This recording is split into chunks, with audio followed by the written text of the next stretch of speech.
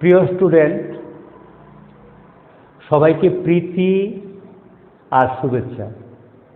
আমি গোপাল ভৌমিক ইউটিউবে এই প্রথম এসেছি তোমাদেরকে আমার দীর্ঘদিনের ম্যাথের অভিজ্ঞতা শেয়ার করার জন্য। আজ আমি তোমাদের সামনে সেট থিওরেম চ্যাপ্টারটি তুলে ধরব, কারণ সেট গণিত জগতে এক বিশেষ ভূমিকা পালন করে। অনেক সময় ম্যাথমেটিশিয়ানগণ বলে থাকেন, mathematics is the study of sets because the notion of set is perhaps the most basic concept of mathematics. Set অধ্যায়টি আলোচনা করতে গেলে প্রথমেই আমাদের সামনে একটা প্রশ্ন চলে আসে, সেটা হলো হোয়াট ইজ সেট। এই প্রশ্নের খানিক আভাস ইঙ্গিত আমরা পেতে পারি সেটের সিনোনিম থেকে। সেটের সিনোনিমগুলো হলো collection or aggregate or class. Aggregate আর ক্লাস এই দুটোকে যদি আমরা বাদ দিই, তাহলে আমরা জানতে পারি বা বুঝতে পারি সেট হচ্ছে কালেকশন। তো সেটের অপর নামই কালেকশন। তা প্রশ্ন আসতে পারে, এটা কেমন ধরনের কালেকশন? পৃথিবীতে কালেকশন অনেক প্রকার হতে পারে, তার মধ্যে ফিক্সড কালেকশন দুটো। একটা হলো নেচার কর্তৃক কালেকশন, যেমন পাহাড়, পর্বত, নদী, নালা সবই নেচার কর্তৃক কালেকশন। হতে পারে মানুষ কর্তৃক কালেকশন, যেমন collection of first 4 natural number, অথবা collection of even prime number ইত্যাদি সবই মানুষের কালেকশন। কালেকশন আরও দুই প্রকার হতে পারে, বা কালেকশন আর দুই প্রকারের হতে পারে। সেটা হলো কি, একটা অস্পষ্ট কালেকশন, অর্থাৎ কথা থাকবে বিশাল আকৃতির, কিন্তু আমরা কি কালেক্ট করব বা কোন জিনিসটা কালেক্ট করব সেটা স্পষ্টতা থাকবে না।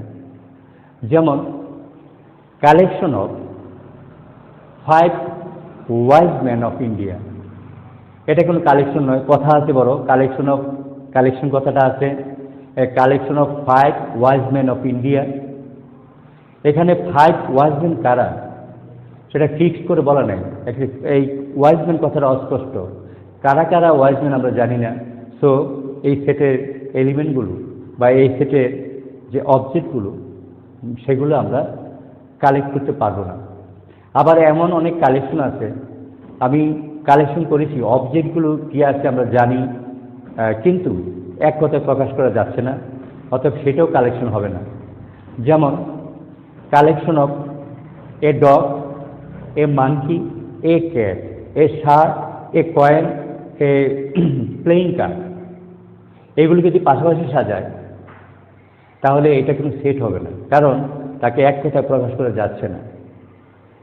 আমি যদি বলি কালেকশন অফ ডগ, বাকি সব পড়ে থাকবে, এগুলো আমাদের সেটের কথায় আসছে না। আর যে কালেকশন অফ মানকি শুধু আসবে, বাকিগুলো আর আসছে না বা আমাদের বিবেচনায় আসছে না, অতএব এটা সেট হতে পারে না। অতএব সেটের জন্য কালেকশন কথাটা অবশ্যই প্রযোজ্য, তবে কালেকশনের একটা সিস্টেম থাকতে হবে। সেটা হইতে হবে ওয়েল ডিফাইন্ড কালেকশন এবং same kind. Well defined collection of same kind is called a set, otherwise it is not a set. Well defined collection of same kind থাকতে হবে। জর্জ ক্যান্টর সেটের জনক।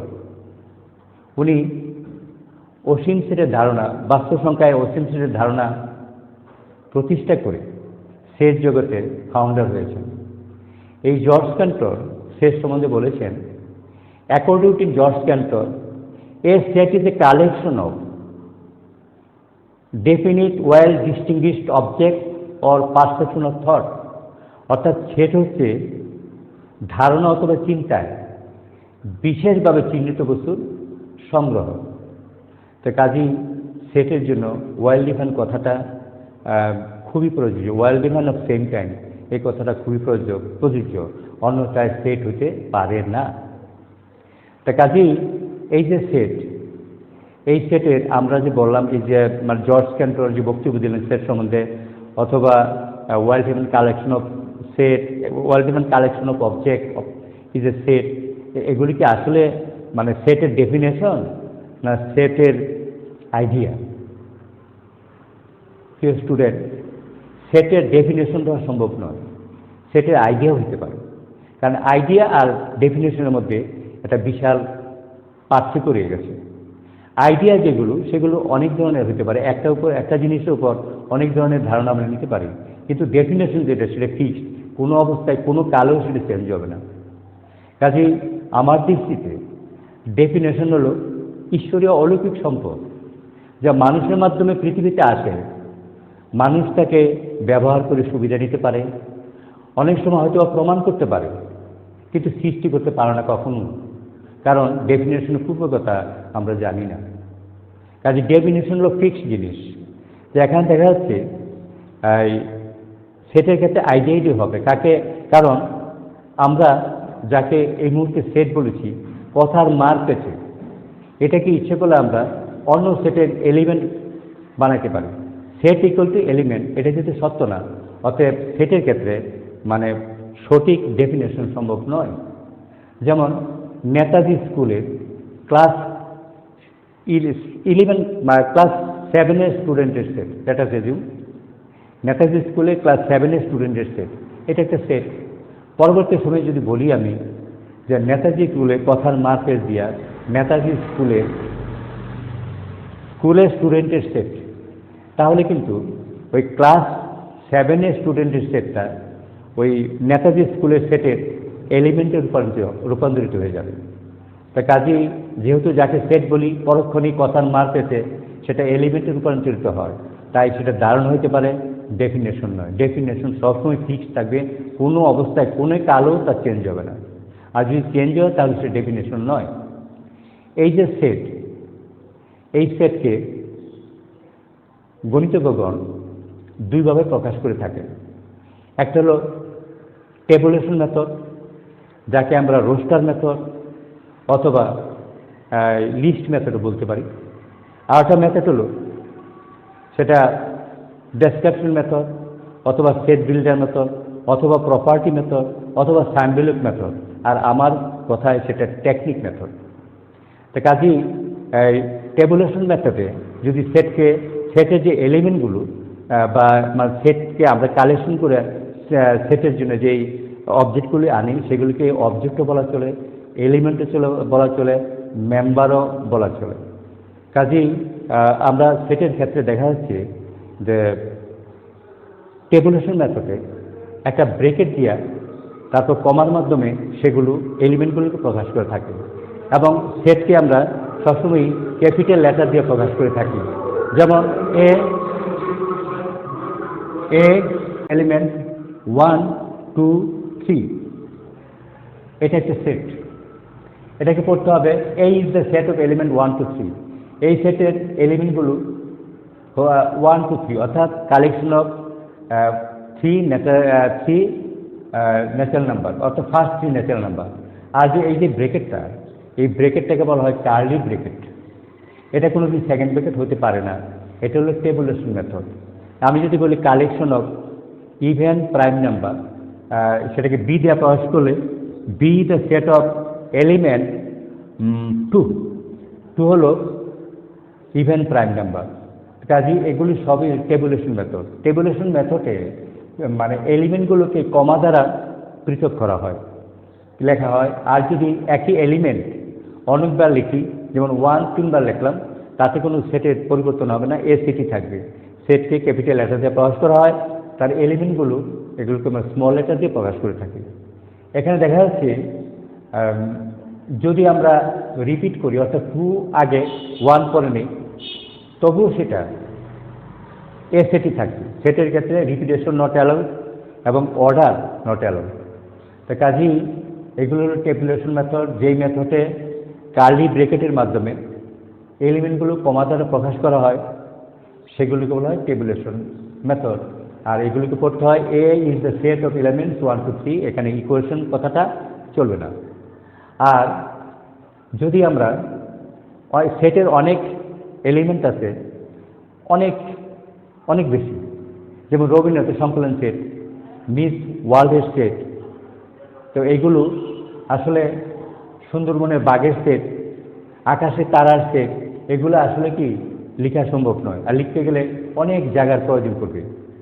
তাই অনেক সময় টেকনিক মেথড বা যেটাকে সেট বিল্ডার মেথড বলা হয় বা অনেক সময় ডেসক্রিপশন মেথড বলা হয়, সেই মেথডে আমরা তাকে প্রকাশ করব। প্রকাশ করে যেমন রবীন্দ্রনাথের সংকলনকে সেট, আমরা কি করব, রবীন্দ্রনাথের সবগুলো সংকলনকে এক্স দিয়ে ডিনোট করব। পরবর্তী সময়ে একটা সিম্বল, তার নাম হলো এরকম, তাকে বলা হয় সার্চ দ্যাট, অথবা এইভাবে দিল সার্চ দ্যাট বুঝায়, অথবা যদি উল্টা বিলংস দেয় তাও সার্চ দ্যাট হয়।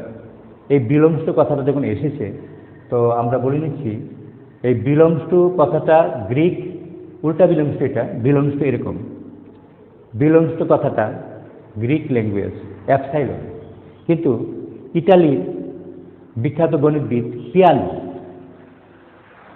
ইটালিতে একটা ফ্রেজ আছে, এই ফ্রেজকে উনি বিলংস টু একটা ফ্রেজ, ইটালিয়ান ফ্রেজ, ইটালিয়ান ফ্রেজকে উনি বিলংস টু দেওয়া প্রকাশ করেছেন। এটার মিনিং কি? বিলংস টু কথাটা সেটের ক্ষেত্রে হলো, যদি মানে এলিমেন্টগুলো সেটে থাকে তাহলে আমরা বিলংস টু কথাটা ব্যবহার করব, আর যদি সেটে না থাকে তাহলে আমরা নট বিলংস টু কথাটা ব্যবহার করব। যেমন এখানে দেখা যাচ্ছে 1 2 3 এ সেটে আছে, অতএব আমরা তাকে লিখব 1 2 3 বিলংস টু এ, এ সেটে আছে। ধরা যাক 8 একটা এলিমেন্ট, সেটা এ সেটে নাই, তখন আমরা লিখব মানে 8 নট বিলংস টু এ, এ সেটে নেই। তো কাজেই আমরা এখন ওই সেট বিল্ডার মেথড বা টেকনিক মেথড ব্যবহার করব।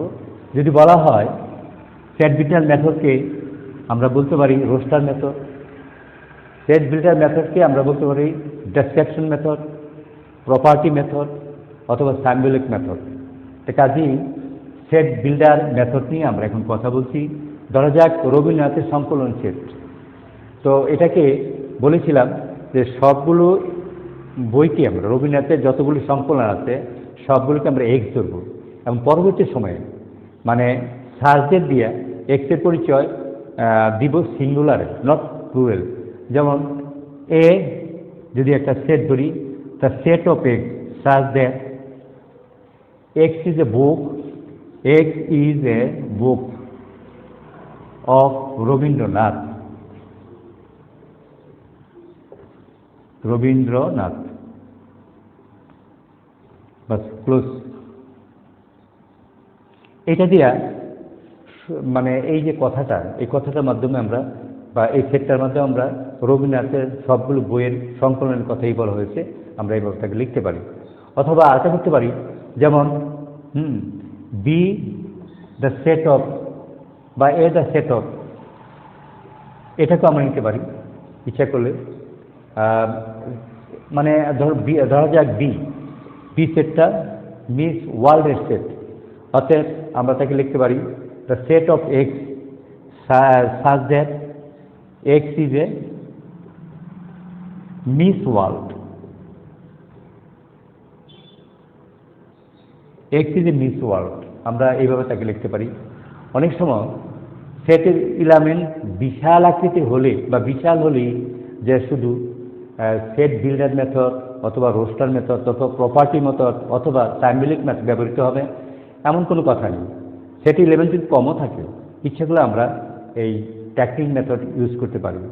যেমন যদি বলা হয় collection of even prime number, তাহলে আমরা এটাকে লিখতে পারি C the set of x such that, set of x উল্টাই দিলাম, set of x such that x is A even prime number, x is A even prime number এভাবে লিখতে পারি। তো কাজেই সেটকে তাহলে দেখা যাচ্ছে দুইভাবে প্রকাশ করা যায়, একটা টেবুলেশন মেথড অথবা রোস্টার মেথড অথবা লিস্ট মেথড, যেই মেথডের মাধ্যমে কার্লি ব্রেকেট থাকবে আমরা চিনতে পারি কিভাবে, কার্লি ব্রেকেট যদি থাকে আর সেটের ভিতরে এলিমেন্টগুলো যদি কমাদার প্রকাশ করা যায় তাহলে, বা যেগুলো গুণা যাচ্ছে, হ্যাঁ কাউন্ট করা যাচ্ছে, সেইগুলো হলো টেবুলেশন মেথড বা রোস্টার মেথড।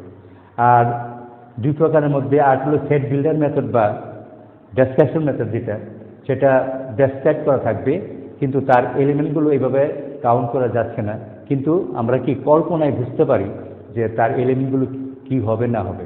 এবার সেট এলিমেন্টগুলো অনেক বেশি হোক আর কমই হোক তাতে কোনো আসে যায় না। তাহলে আমরা দুই প্রকারের সেটকে প্রকাশ করতে পারি, একটা সেট টেবুলেশন মেথড আর সেট বিল্ডার মেথড। তা কাজেই সবচেয়ে মজার ব্যাপার হলো আমরা এই টেবুলেশন মেথডকে ইচ্ছা করলে সেট বিল্ডার মেথডে কনভার্ট করতে পারি, আবার কি সেট বিল্ডার মেথডকে আমরা টেবুলেশন মেথডে কনভার্ট করতে পারি।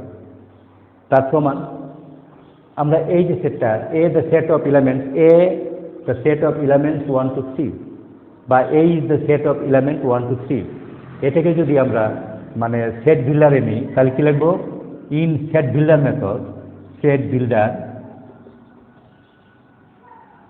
Method in shed builder method আমরা লিখতে পারি the set of element x such that x belongs to n and x less than or equal 3 greater than equal 1। এটা অবশ্যই মানে রোস্টার মেথড বা টেবুলেশন মেথড থেকে আমরা তাকে কি সেট বিল্ডার মেথডে প্রকাশ করলাম, এক্স দিয়ে প্রকাশ করতে। আমি বলেছিলাম সেট বিল্ডার মেথডে যে এলিমেন্ট থাকবে তাকে আমরা এক্স ধরবো, পরবর্তী সময়ে সার্চদের দিয়ে এক্সের পরিচয় বা আইডেন্টিটি দেওয়া থাকবে সিঙ্গুলার ফর্মে, বাস হয়ে গেল। আবার ইচ্ছা করলে আমরা কি করতে পারি, তো এই যে এগুলো হলো সেট বিল্ডার ফর্ম বা সেট বিল্ডার ফর্মে সেট, তাই ইচ্ছা করলে আমরা এটাকে টেবুলেশনে নিতে পারি, কিন্তু এটা যে টেবুলেশন নেই খুব একটা সুবিধা পাবো না, কারণ মানে লিখতে হবে কি দ্য সেট অফ এলিমেন্ট কি হতে পারে, রবীন্দ্রনাথের যত বই আছে, গোরা, গীতাঞ্জলি, আরও কত যত বই আছে সবগুলো লিখতে হবে, এটা সম্ভব না। অনেক সময় টেবুলেশন মানে আমরা অনেক সময় দেখা যাচ্ছে সেট বিল্ডার মেথডকেও টেবুলেশন নিতে পারি, কিন্তু মানে নিতে গেলেও কি এলিমেন্টগুলো এত বেশি হয়ে যাবে, অনেক বেশি হয়ে যাবে, যার কারণে এটা আমরা আর করবো না। যেমন দেখা যাচ্ছে the set of x such that x is a miss wall, এটাও আমরা যদি টেবুলেশন মেথডে প্রকাশ করি তাহলে খুব একটা সুবিধা পাবো না, কারণ মিস ওয়াল অনেক হতে পারে, এগুলি লেখা আমাদের পক্ষে সম্ভব না। আর এইটাকে আমরা ইচ্ছেগুলো প্রকাশ করি x is A even prime number. So আমরা যদি আমরা সেট বিল্ডার মেথডে নেই তাহলে লিখতে পারি সি দ্য সেট অফ কি 2 অনলি। তাহলে দেখা যাচ্ছে যে দুটো মেথডের মধ্যে আমরা একটা মেথড থেকে যদি আরেকটা মেথডে কনভার্ট করতে চাই তাহলে আমরা ওই সেট বিল্ডারের ক্ষেত্রে যেগুলোতে সুবিধা পাবো না সেগুলো আমরা করবো না, যেগুলোতে সুবিধা পাবো সেগুলোকে আমরা কী করবো, টেবুলেশন মেথডে প্রকাশ করতে পারি। যাই হোক, তো এইখানেই আমরা আজকে পরিসমাপ্তি টানতে চাই চিরসবুজ। আগামী ক্লাসে ভিডিওতে আমরা সব কিছু তোমাদের সামনে তুলে ধরবো। ধন্যবাদ, এখানেই পরিসমাপ্তি।